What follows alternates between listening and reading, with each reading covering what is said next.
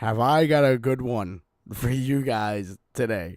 Well, first of all, Merry Christmas, Happy Kwanzaa, Happy Hanukkah, Happy Holidays, Happy whatever you feel like celebrating or don't celebrate. I hope you're enjoying your December, your end of year. I hope you're having a good time right now because that's what this time of year is for. Ho ho ho, be fucking jolly and happy, right? So anyway, a Massachusetts family for Christmas purchased their little boy a PlayStation 4 at their local Target. And on Christmas morning, he received the PlayStation 4. It was all fucking, oh my god, Nintendo 64. you know, if you guys remember that video, everybody remembers that video. But he got the PS4 and he opened it up. He's like, I can't wait to set this thing up. And when he found inside the box, I can't help it. This is too hilarious. What he found inside the box was a block of wood shaped almost identically to a PlayStation 4. I'm going to show you the picture.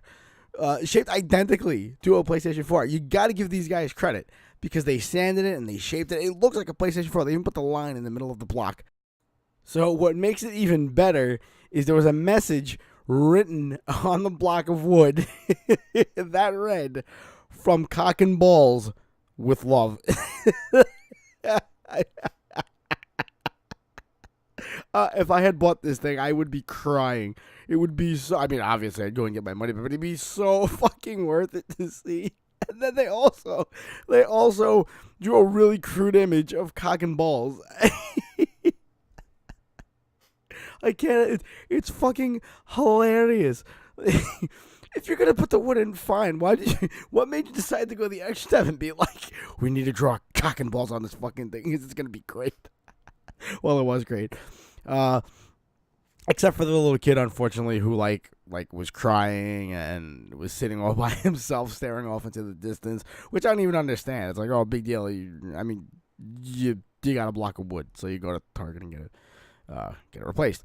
But anyway, the parents went to Target and they returned it, and Target took it back, gave them another PlayStation, and they even gave them $100 back, which is in Target gift cards.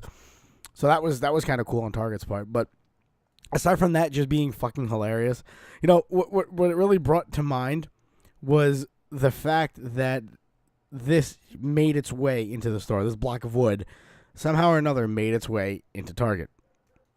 So you have to think, well, how did this block of wood make it into Target? Well, there's one of two ways that could happen. First being, well, an employee did it. They opened the box, they took the block of wood, took out the PlayStation, took the PlayStation home, put the box back on the shelf, sealed all nicely. Well, that would be pretty hard considering most of these big corporations, these big chains, have security cameras all over the fucking place, and you can't take a piss without them fucking knowing where you are, right? So that's probably not likely. The more likely thing that happened is a lot of people, and I'm not judging everybody does their own thing, but a lot of people that work for these big corporations don't really give two fucks because, let's be real, these are minimum wage jobs that, even though if you're working there, you most definitely need the job. That's why you're working there. But most people that do work in these jobs don't really give two fucks because, like I said, it is a minimum wage job. And these minimum wage jobs are technically a dime a dozen, and technically a monkey could do them, right? So the more likely explanation is somebody walked their ass into the store, purchased the PlayStation 4, went right home, swapped it out for the block of wood, which they obviously preconceived, made this, days, weeks in advance, whatever, and then ran back to the store and returned it and didn't open the box. I don't know how they did it with making the box look all nice, but they went to customer service and they said, here you go, I would like to return this PlayStation 4. I don't want it anymore. So now you're working at the customer service desk in Target, and this guy walks up to you. So what you're supposed to do from that point, obviously, I mean, every chain's rules are probably a little bit different on how to handle returns and stuff like that. But when you're accepting the return, I would imagine, I mean, if I own the business, this is what I would do. I would say, okay, you're not satisfied. I can give you a return. Let me just open the box to make sure all the items are here and accounted for and in the shape that I gave them to you in. Right? So you open the box, you check everything, make sure everything's in the box. Obviously, the people in these stores don't do that because this tends to happen a lot. This is not the first time stories like this have come out where, people buy PlayStations or Xboxes or whatever, and they open the box and there's not one inside. There was that one story about a year ago, I think it was, where the guy found like actual bricks of cocaine in the box instead of a PlayStation 4. Like, how the fuck does that happen? You know, I mean, there's just obviously that was probably shady, and there were things going on in that store. But still, that's not the only story. You hear these things all the time of people finding random objects that aren't a PlayStation or an Xbox when they go to buy it from a big store, which means that's the only way they're getting into the store. So that kind of makes me wonder now, as evil as these thoughts may be, just how easy is it to do that? It really makes me want to go into a Target, as mentioned here, or a Best Buy or something, and just to see how easy it is to get away with. I mean, I would obviously never do it because you get caught. You don't want to get caught being that kind of a dick. But I mean, it's not even for me to steal something.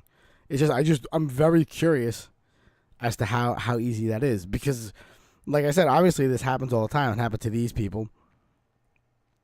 But, you know, something else that made me think it might not necessarily been to steal it for themselves.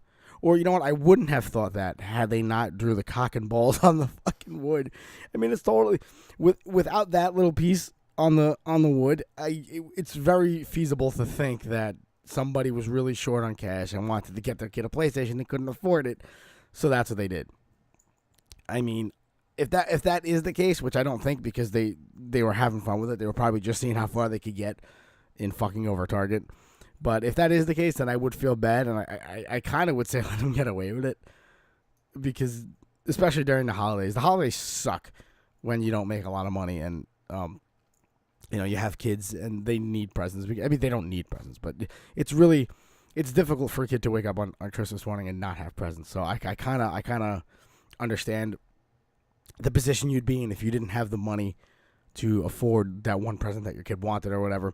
So I would have a lot of sympathy in that situation, where if it was just a square block of wood that they didn't put any effort into, and they just wanted to weigh the box down and not have them look into it, then I would have said, oh, you know what this was? That's what it looks like to me. But whoever did it took the time to write From Love with Cock and Balls and actually draw this shit out.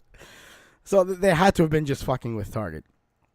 So I mean, there you go. You can fuck with Target if you truly want to go get a free console or something. You could probably do that, because, as evident by this story, they don't check their returns. So I mean, if you're gonna do it, I'm not endorsing that you do it. If you're gonna do it, I would suggest doing it properly and going several towns, even a state or two over, so that you're never in that Target again, and you pay with cash. So there's a very low likelihood of them finding you. But anyways, that was How to Be a Criminal 101 with Biscuit. I hope you guys got a little chuckle out of the story, because I know I did. I thought it was funny. And if you're new, I hope you like and subscribe and all that good stuff. And as always, I love you guys, and I will see you on the next live stream.